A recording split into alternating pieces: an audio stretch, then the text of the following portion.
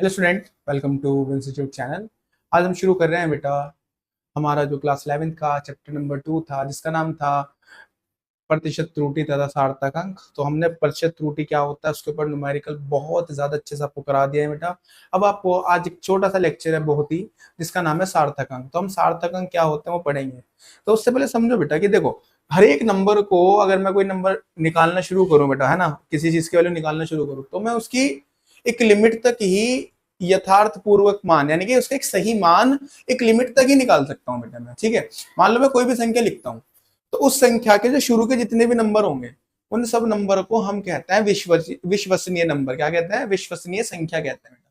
और जो सबसे अंतिम का अंक बच जाता है, जो सबसे लास्ट का अंक बच जाता है बेटा, वो अंक हमें थोड़ा सा संदिग्ध रहता है ना, उसे हम कहते हैं संदिग्ध। ठीक है बेटा, क्या कहते हैं? संदिग्ध संख्या कहते हैं उसे हम। ठीक है, फॉर एग्जाम्पल समझो जरा अभी पहले, फिर बताते हैं तुम्हें बाद में। नोटेशन कहां से है? ये रहा, है ना। मान लो मैं कोई नंबर लिखता हूँ बेटा 3.043, 2.043। मैंने एक नंबर लिख दिया बेटा यहाँ पे, और मैं कह रहा हूँ बेटा जो शुरू के जो जितने भी नंबर है, ये इन्हें हम कहते हैं विश्वसनीय नंबर। क्या कहते हैं? विश्वसनीय संख्या कहते हैं। जो लास्ट की संख्या बच जाती है बेटा, उसे हम कहते हैं संदिग्ध संदिग्ध संख्या कहते हैं बेटा। ठीक है, इतनी बात। और ऐसी संख्या को हम क्या कहते हैं बेटा? क्या कहते हैं? सार्थक अंक कहते हैं। देखो जरा परिभाषा समझो इसकी एक बार, फिर तुम्हें समझाते हैं बाद में और अच्छे से। समझे जरा आप इसकी परिभाषा, समझे बेटा। देखो भाई सारे बच्चे ध्यान से देखें यहाँ पे क्या कह रहा है बेटा। किसी मापक यंत्र द्वारा किसी भी भौतिक राशि को एक सीमा तक ही यथार्थ पूर्वक मापा जा सकता है।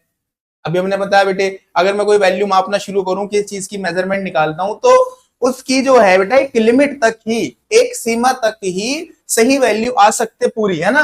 यथार्थ पूर्वक उसको हम अच्छे से माप सकते हैं बेटे। ठीक है, अब सुनो। अतः राशियों को अंकों की सहायता से व्यक्त करते समय केवल उतने ही अंकों का प्रयोग किया जाता है जितने कि उसके मापक यंत्र की यथार्थ सीमा के अंदर आते हैं। तो कह रहा है बेटा कि अगर मैं किसी भौतिक राशि को निकाल रहा हूं, तो उसके अंदर से मैं उतने ही अंक यूज करूंगा जितना वो जो मेरा यंत्र है बेटा वो क्या कर सकता है, उस चीज को माप सकता है। ठीक है, मान लो कोई स्केल है बेटा, एक स्केल से हम 1 मिलीमीटर तक की चीज माप सकते हैं, तो मैं उसके अंदर से मिलीमीटर तक का ही मेजरमेंट रखूंगा बेटे। मैं उसके अंदर माइक्रोमीटर थोड़ी ना मेजर कर लूंगा, जो स्केल जो मेरे पास होता है। ठीक है, तो उसने ही अंक रखते हैं जितना वो हमारा जो यंत्र है यथार्थ पूर्वक यानी कि सही से उस चीज को माप सकता है। आगे चलते हैं बेटा। ये अंक क्या कहलाता है बेटा? अभी लिखा था मैंने ऊपर, विश्वसनीय अंक कहलाते हैं बेटा। ठीक है भाई, क्या कहलाता है? विश्वसनीय अंक कहलाते हैं बेटे। इसमें कोई दिक्कत है बताओ तुम्हें? इसमें अगर कोई दिक्कत हो, उसके बाद बेटा, उनके बाद जो हमारे सबसे लास्ट में अंक बचता है बेटे, अंतिम अंक या केवल एक अंक को हम क्या कहते हैं बेटे? संदिग्ध। क्या कहते हैं? संदिग्ध अंक कहते हैं बेटे। अब आती है भाई सार्थक अंक की परिभाषा, सुनो जरा। अब क्या आती है बेटा? सार्थक अंक की परिभाषा सुनो इस चीज को भी। क्या कह रहा है बेटा ये परिभाषा इसकी? किसी माप अथवा संख्या में सभी विश्वसनीय अंकों तथा अंतिम संदिग्ध अंकों को सार्थक अंक कहते हैं। मैंने आपको स्टार्टिंग में बता देता बेटा कि कोई भी एक जो मैं अंक संख्या लिखूंगा या कोई मैं भौतिक राशि लिखूंगा, उसके अंदर जितने भी क्या होंगे? विश्वसनीय अंक होंगे, और जो संदिग्ध अंक होगा उन सबको हम क्या कहते हैं बेटे? सार्थक अंक कहते हैं। अभी समझो, एग्जाम्पल के थ्रू समझते हैं इस चीज को। समझो इस चीज को। मान लो मेरे पास एक नंबर है बेटा, कितना है? 4.25। तो मैंने तुम्हें क्या कहा, शुरू के जो नंबर होंगे 4 और 2 वो क्या होंगे सर? वो होंगे, आपने बताया, विश्वसनीय संख्या होंगी सर में, आपने बताया था मैं जी बेटा, यही होगा। और जो लास्ट का नंबर बचता है, जो यहाँ पे 5 है बेटा, वो क्या हो जाएगा सर? वो आपने बताया था कि वो संदिग्ध होता है, संदिग्ध होता है। ठीक है बेटा, इतनी बात। तो देख लो 4.25 में 4.25 मीटर में अंक 4 और 2 क्या है बेटा? विश्वसनीय। 4 और 2 क्या है बेटा? विश्वसनीय। और जो अंतिम अंक है मेरा 5, जो मेरा अंतिम अंक है वो क्या है मेरा? संदिग्ध हो गया बेटा। वो क्या हो गया मेरा? संदिग्ध हो गया। अब तुम्हें बताओ, मान लो मैं कोई संख्या लिखता हूं 3.125, तो बताओ इसमें बेटे मेरे विश्वसनीय अंक कौन से होंगे? सर शुरू के जो नंबर हैं वो हो जाएंगे हमारे विश्वसनीय। ठीक है बेटा, वेरी गुड। शुरू के नंबर क्या हो जाएंगे सर? विश्वसनीय हो जाएंगे। क्या हो जाएंगे? अरे क्या हो गया सवाल? अरे ये तो नहीं पकड़ रहा भाई।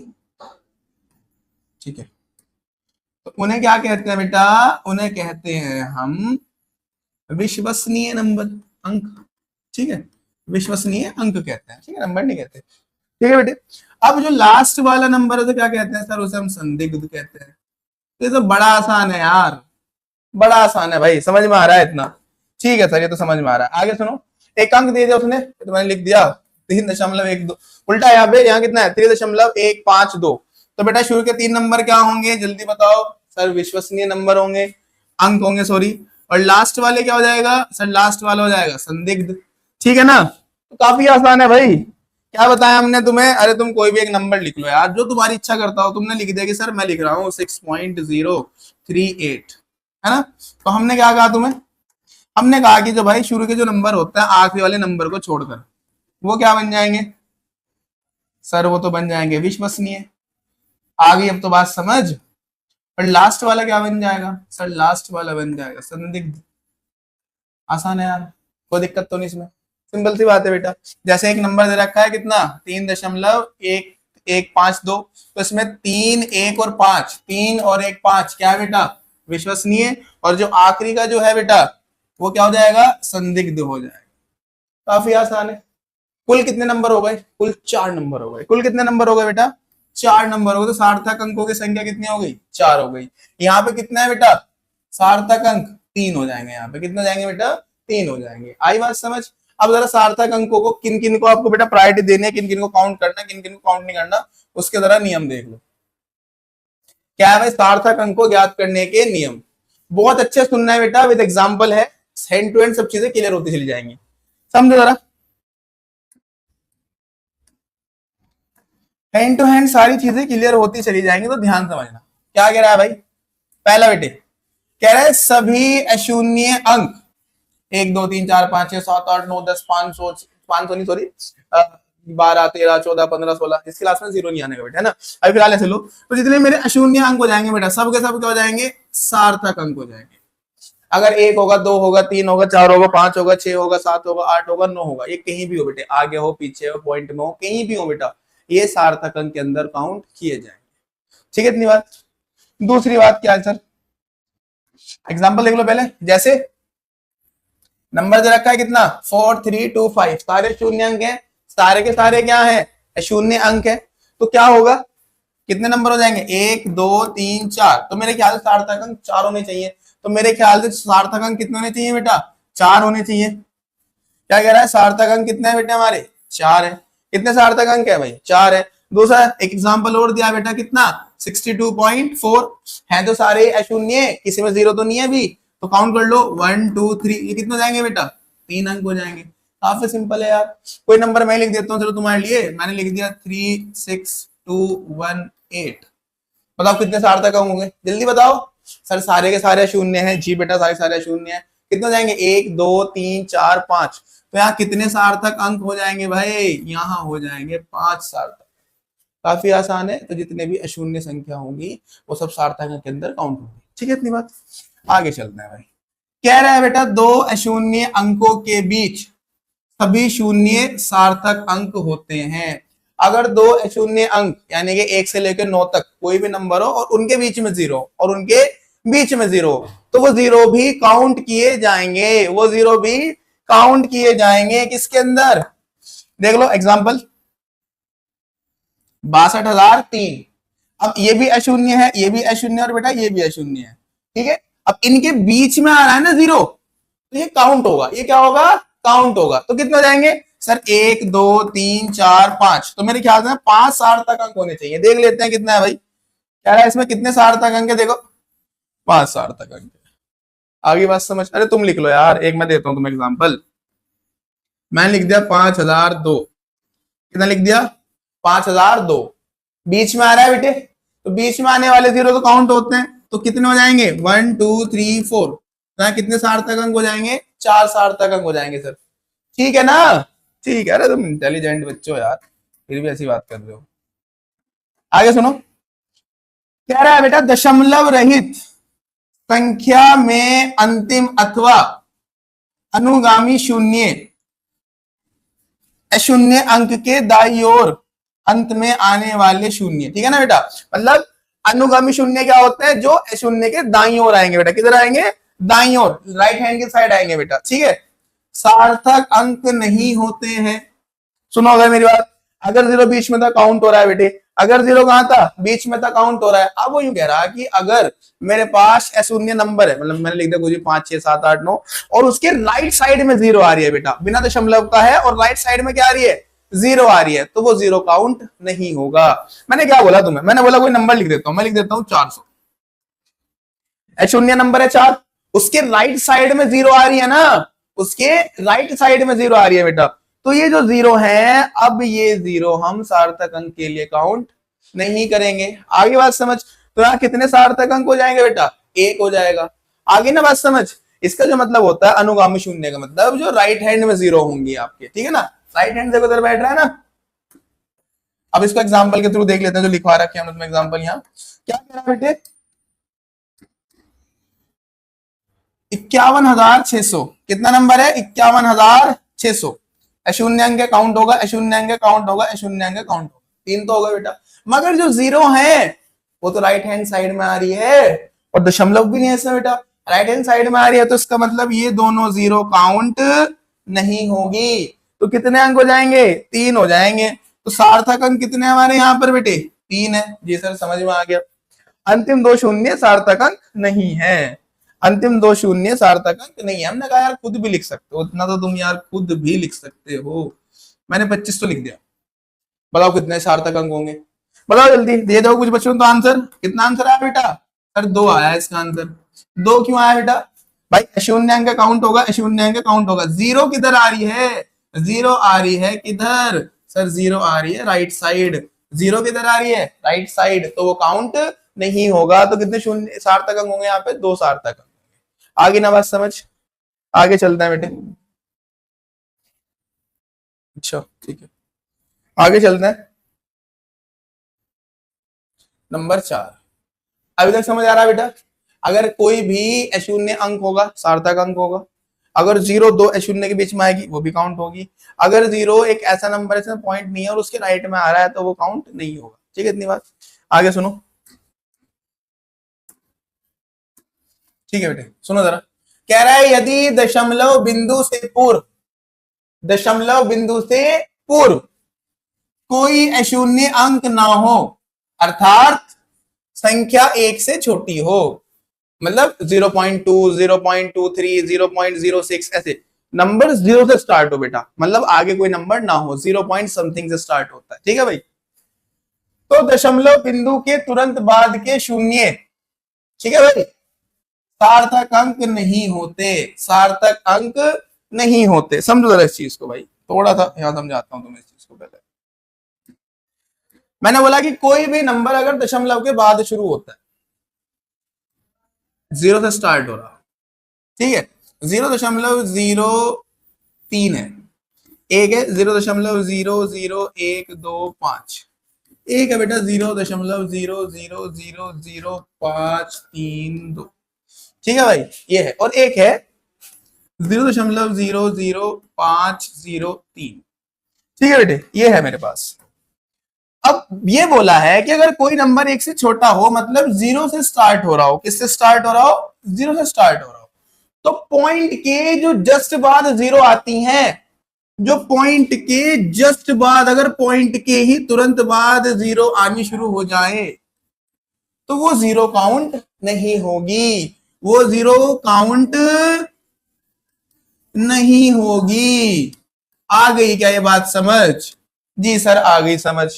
तो बेटे ना तो ये काउंट होगा ना ये काउंट होगा, तो यहाँ कितना सार्थक अंक है? सर एक है यहाँ तो। ठीक है बेटे, ना ये काउंट होगा ना ये काउंट होगा ना ये काउंट होगा ना ये काउंट होगा, कितने सार्थक अंक है सर? 3 है यहाँ पर। ठीक है, इतनी बात। ना ये काउंट होगा ना ये काउंट होगा ना ये काउंट होगा, कितने बेटे यहाँ भी? सर यहाँ भी 3 है। ना ये काउंट होगा ना ये काउंट होगा ना ये काउंट होगा, ये बताओ ये होगा दूसरा गुण। अगर दो अशून्य के बीच में आएगा तो वो काउंट होता है। तो ये कितने हो जाएंगे यहाँ पर, 3 हो जाएंगे। अरे आएगा बात समझ यार। अब कोई नंबर अगर 0 से स्टार्ट होता है, एक से छोटा नंबर है, 0 पॉइंट समथिंग है ना। अगर नंबर ऐसे होता कि 0.2 है तो ये काउंट होता है। बट अगर नंबर में 0 पॉइंट फिर 0 आ जाता है, 0.0 कुछ, 0.0300 0 पॉइंट ऐसे आता है, तो जो पॉइंट्स के जो लेफ्ट में 0 स्टार्ट होती है, जो मतलब 0 आते हैं पॉइंट के बाद, वो काउंट नहीं होते, वो काउंट नहीं होते। आगे बात समझ, देखो जरा। अब तो समझा दे यार तुम अच्छे से, अब तो तुम इंटेलिजेंट हो। देखो जैसे एग्जांपल इधर रखा है बेटा, 0 के बाद स्टार्ट हो रहा है जस्ट, और पॉइंट आ रहा है बेटे, तो क्या ये पॉइंट काउंट होंगे? नहीं सर, ये पॉइंट काउंट नहीं होंगे। 0 काउंट नहीं होंगे ना तो ये वाला ना ये वाला। बेटा कितना बचा? 1 2 3, तो कितने सार्थक अंक है यहाँ पर? 3। ये वाला बताओ सर, ये भी काउंट नहीं होगा, ये भी काउंट नहीं होगा, ये भी काउंट नहीं होगा, ये भी काउंट नहीं होगा, ये काउंट होगा, ये काउंट होगा। सर दो अशून्य के बीच में आ रहा तो ये भी काउंट होगा और ये भी काउंट होगा, तो कितना होगा बेटा? सर यहाँ पर हो गए 4। तो यहाँ पर कितने सार्थक अंक है बेटा? 4। और यहाँ पर कितने सार्थक अंक है बेटा? 3। अरे आ रही है क्या बात समझ? आ रही होगी बात समझ? ठीक है बेटे, आगे चलते हैं। क्या कह रहा है अगले में, सुनो। कह रहा है भाई, यदि दशमलव बिंदु से पूर्व यानी कि पहले कोई अशून्य अंक है, मतलब इस बार नंबर स्टार्ट है दशमलव से पहले, 2.3 है ना, 1 पॉइंट समथिंग, मतलब शुरू में इस बार नंबर है, 0 नहीं है इस बार, तो दशमलव बिंदु के तुरंत बाद के शून्य सभी अंक सार्थक अंक होंगे। समझाओ इसको बेटे वापस अच्छे से। चलो इस पे भी चलते हैं वापस। चलो भाई चलो, चलते हैं चलते हैं चलते हैं चलते हैं। क्या बोला उसने? उसने बोला कि अगर कोई नंबर अशून्य अंक से स्टार्ट होता है, ठीक है भाई, और उसके बाद ऐसे 0 आ जाए,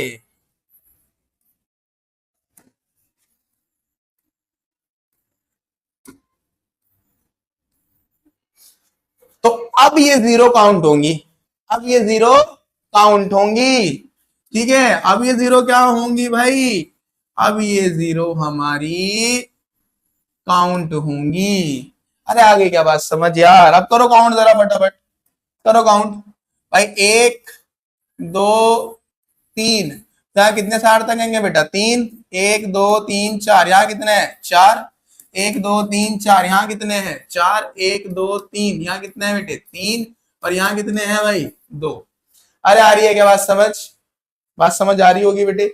अगर 0 से स्टार्ट होगा तो 0 काउंट नहीं होंगे, बट अगर अशून्य अंक यानी कि 1 से लेकर 9 तक किसी भी नंबर से शुरू होता है तो वो 0 काउंट होगा। ठीक है बेटे, देख लो एग्जाम्पल भी देख लो। किधर रखा है तुम्हें? अरे दे रखा है ना भाई बेटे। अशून्य अंक से स्टार्ट हो रहा है तो ये 0 क्या होंगे? काउंट होंगे।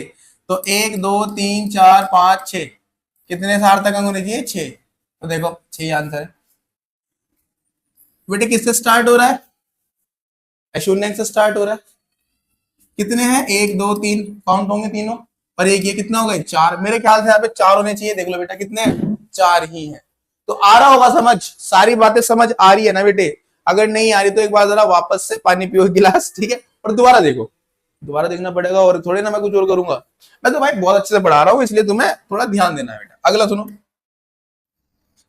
कह रहा है बेटा, दशमलव बिंदु के दाईं ओर राइट हैंड किसी अशून्य अंक के बाद सभी अशून्य सार्थक अंक होते हैं। सभी क्या होते हैं बेटे? सार्थक अंक होते हैं। वही बात है यार, अगर कोई नंबर 0 से स्टार्ट होता है, अगर कोई नंबर 0 से स्टार्ट होता है और उसमें बेटा फिर क्या आ जाए? हमारे पास अशून्य अंक आ जाए, और उसके बाद की जितनी भी 0 है, देखो ये तो 4 में बताया तुम्हें। अगर 0 से स्टार्ट कोई नंबर होता है और तुरंत 0 आता है, उसको स्किप कर देते हैं बेटे, वो तो काउंट नहीं होता। अभी बताया था गुण नंबर 4 में, देख लो जरा बैक करके जल्दी जल्दी। और उसके बाद अगर कोई भी अशून्य अंक आता है और फिर 0 लगती है बेटा, फिर वो काउंट होगी। मतलब 1 2 3 4 5, तो यहाँ कितना चाहिए? 5। 1 2 3 4 5 6, ये काउंट होगी ना, क्योंकि अशून्य के बाद आ रही है बेटा। यहाँ कितना चाहिए? 3 और 3 6, यहाँ कितना चाहिए बेटा? देख लो 6 है। आ रही होगी बात समझ? आगे चलते हैं। क्या बेटा, किसी संख्या में 10 की घातों से गुणा कर देने पर सार्थक अंकों की संख्या अपरिवर्तित रहती है। सार्थक अंकों की संख्या क्या रहती है बेटा? अपरिवर्तित रहती है। जैसे मैं एक नंबर लिख देता हूं बेटा, यहां पे मैंने एक नंबर लिखा 2035। कितने सार्थक अंक है सर? 4 सार्थक अंक है। मैंने इसे पॉइंट लगा के ऐसे लिख दिया, इसको लिख दिया 20.35। 2 के बाद पॉइंट लगाया बेटा तो 10 की पावर 2 आ जाएगी। तो पावर लगाने से भी कोई फर्क नहीं पड़ता, सार्थक अंक अब भी कितने रहेंगे बेटे? 4 ही रहेंगे।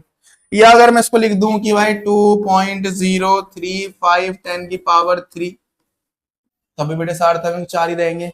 तो फर्क नहीं पड़ता है कि मैं पावर लगाऊं, अगर मैं किसी नंबर को 10 की घात में कन्वर्ट करता हूं, बदलता हूं, तो उस चीज से कोई इफेक्ट नहीं पड़ता। जितने सार्थक अंक पहले थे अब भी उतने ही रहेंगे। जैसे कि ये 5125 था, 4 सार्थक अंक है, मैंने पॉइंट लगाकर इसको ये लिख दिया, तो इसको लगने से सार्थक अंक पर कोई प्रभाव नहीं पड़ता। सार्थक अंक अब भी कितने रहेंगे? 1 2 3 4, 4 ही रहेंगे बेटा। यहां देख लो, जीरो के तुरंत बाद वाले तो काउंट नहीं होते, ना ये काउंट होगा, ना ये काउंट होगा, ना ये काउंट होगा। 3 है, कितने? 3 सार्थक अंक है बेटे। तो अगर मैं इसको पॉइंट में लगा के पावर पे लिखता हूं तो तब भी सार्थक अंक कितने रहेंगे मेरे? 3 ही रहेंगे। आगे बात समझ? अरे आगे ही होगी यार। अब जरा भाई बात सुनो कुछ। देखो तुम्हें बेटे 7 गुण पढ़ाए मैंने। पहले तो बताया कि अगर 1 से लेके 9 तक कोई भी नंबर होता है तो सार्थक अंक होता है बेटे, है ना। दूसरा बताया कि अगर अशून्य अंक है, अगर कैसा अंक है? अशून्य अंक है। यार थोड़ा फास्ट कर लेते हैं। अगर कोई अशून्य अंक है और 0 बीच में आता है बेटे तो वो काउंट होगा। वो क्या होगा? काउंट होगा। यहाँ 4 हो जाएंगे। ठीक है सर, ये बात भी। फिर हमने बताया कि बेटा अगर पीछे जाए, राइट हैंड साइड जाए, अगर ऐसे लिख दो और इसमें पॉइंट ना हो तो ये अब ये काउंट नहीं होगा। अब ये काउंट नहीं होगा। तीसरा गुण ये बताया बेटा। चौथा गुण क्या बताया? अगर कोई नंबर 0 से स्टार्ट होता है और उसके तुरंत बाद 0 आ जाती है बेटे तो ये 0 काउंट नहीं होती। यहाँ भी सार्थक अंक 2 हो जाएंगे बेटे। ठीक है इतनी बार। उसके बाद क्या बताया कि अगर कोई नंबर स्टार्ट होता है शून्य से और पॉइंट के बाद 0 आते हैं बेटा इसमें, तो ये सब 0 काउंट होती हैं। ये सब 0 क्या होती है बेटा? काउंट होती हैं। सब की सब काउंट होंगी बेटे। ठीक है। पांचवा क्या बताया? पांचवा ये बताया कि अगर कोई नंबर है, भले वो 0 से स्टार्ट होता है, और यहाँ पर मैं कोई भी अगर अशून्य अंक लिखने के बाद 0 लिखता हूँ तो वो सब 0 काउंट होंगी, और ये तो काउंट नहीं होगी बेटे। तो अशून्य अंक के बाद वाली काउंट होती है। ठीक है बेटा। फिर एक गुण क्या बताया? फिर ये बताया कि मान लो अगर कोई नंबर ऐसे लिखा हुआ है मेरे पास और मैं इसको पावर में बदल रहा हूँ, मैं इसको लिख देता हूँ 3.25 10 की पावर इंटू 3, या मैं इसको लिख देता हूँ 32.4 10 की पावर 4 2 सॉरी, इसको लिख देता हूँ 324.5 10 की पावर 1। तो पावर लगाई है मैंने, बट पावर लगाने से सार्थक अंक जितने थे उतने रहता है, कोई प्रभाव नहीं पड़ता। 4 थे ना बेटे, तो तीनों केस में सार्थक अंक अब भी कितने रहेंगे? 4 ही रहेंगे। तीनों केस में सार्थक अंक कितने रहेंगे? अब भी 4 ही रहेंगे। आगे होगी बात समझ मेरे ख्याल से। तो आगे चलते हैं बेटे। क्वेश्चन दे रखा है भाई, सार्थक अंक बताने बस तुम्हें। ठीक है भाई मेरे बच्चों, बता दोगे? ये किससे होगा? ये होगा गुण। ऐसे लिखवा लो से तुम्हें अच्छे समझ में आ जाए। 4 व 5 से होगा। ठीक है भाई। गुण 4 और 5 सर कैसे होगा? मैं समझा दो सर, हमें समझ नहीं आता ऐसे। बेटे गुण 4 क्या कहता था? गुण 4 ये कहता था कि अगर 0 से कोई नंबर स्टार्ट हो रहा और दशमलव के जस्ट बाद 0 आ जाए वो काउंट नहीं होगा। और गुण नंबर 5 क्या कहता था? गुण नंबर 5 ये कहता था कि अगर अशून्य के बाद पॉइंट लगा हुआ है और अशून्य नंबर के बाद कोई 0 आता है तो वो काउंट होगा। तो 1 2 3 4, मेरे ख्याल से पहले का आंसर होना चाहिए बेटा 4। पहले का आंसर 4 है भाई। ठीक है। दूसरा आता है बेटा, इस पे आते हैं भाई। ये कितना है बेटे? ये है 15 लीटर। ये कितना है? 15 लीटर। तो उसमें क्या बताना है बेटे? कितने सार्थक अंक होंगे? इसमें कितने सार्थक अंक होंगे तो बता दोगे बेटा इसको भी। अगला ये है बेटा, तो हमने बता रखा बेटे पावर कोई इफेक्ट नहीं डालती, तो इसमें कितने होंगे? 3 होंगे। इसमें कितना है बेटे? 4। Is that clear? सिंपल सी बात है, कोई इतना हार्ड तो है नहीं बेटे। आगे ना बात समझ। ठीक है, आज के लिए इतने छोड़ते हैं बेटे। ये चैप्टर हमारी साइड से खत्म हो गया। अगला चैप्टर जो है बेटा हमारा वो है ऋजुरेखीय पथ पर गति। ठीक है। उम्मीद है सब बच्चों को चैप्टर अच्छे से समझ आ रहे होंगे बेटे। अगर चैप्टर समझ आ रहे हैं तो चैनल को सब्सक्राइब करें, शेयर करें, और बेटा अपने दोस्तों को या अपने कॉलेज ग्रुप में जो बच्चे स्ट्रगल कर रहे हैं, जो ट्यूशन नहीं लगा सकते, उन सबको आप सेंड। ठीक है बेटे, बाय।